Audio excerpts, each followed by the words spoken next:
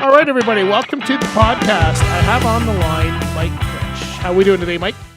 I'm doing fine, thank you. Good. So you were on not too long ago. You're going to become a regular star of the podcast. This is Maybe, who knows? You went from 0 to 2 in no time flat. So. There, doubled overnight. So this is an important episode. For one, it's coming out right when Road Check is coming out in June. This episode is going to come out for the beginning of June there. So we are going to talk little bit about inspections and stuff today, but give us a reminder of your business. I know people can go back to episode number 220 if they want to hear more about your mentor program, but kind of give us an idea of your business today and what you're doing.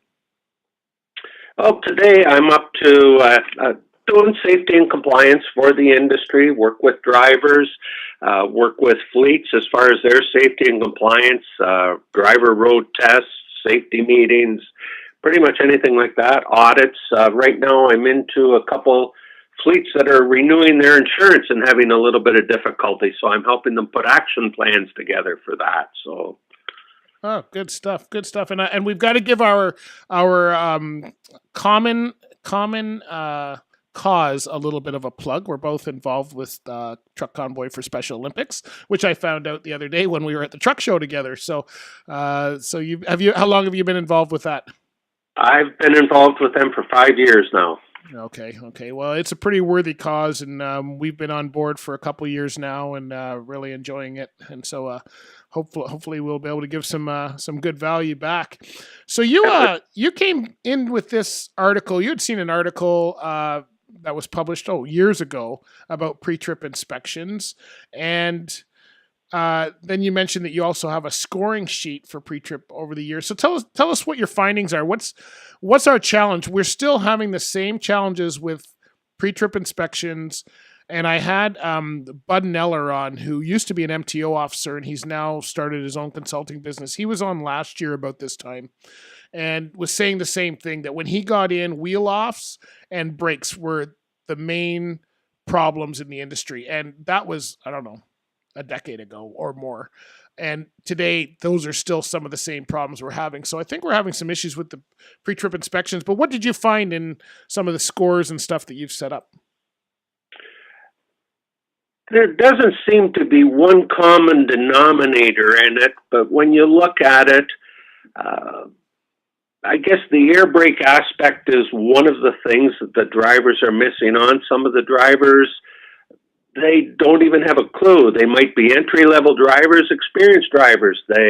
You ask them to do a mark and measure for you, and they give you the deer in the headlights look. And mark and measure is something that every driver should know how to do. They don't know the components of it.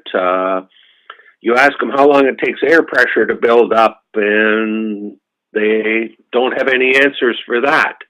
So it's pretty scary. It tells me they're not doing a pre-trip inspection, and if they are, they don't know whether they have defects or don't have defects in it. And that just adds a lot more unsafe vehicles running up and down the road, and you have to wonder what else they're not familiar with that they should know.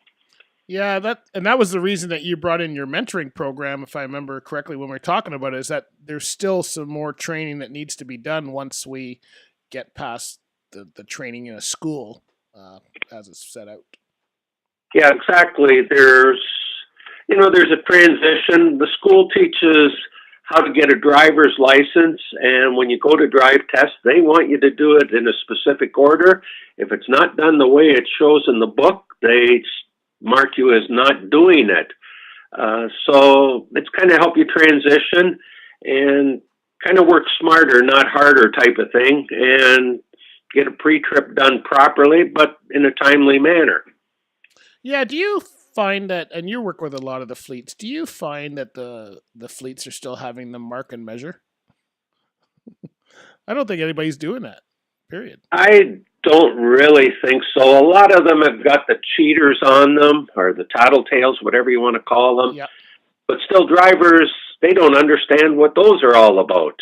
And, I guess some of that goes back to the carriers not educating. They're putting all these bells and whistles on their equipment, but they're not sharing with the drivers what they're all about. So are they getting any value for it?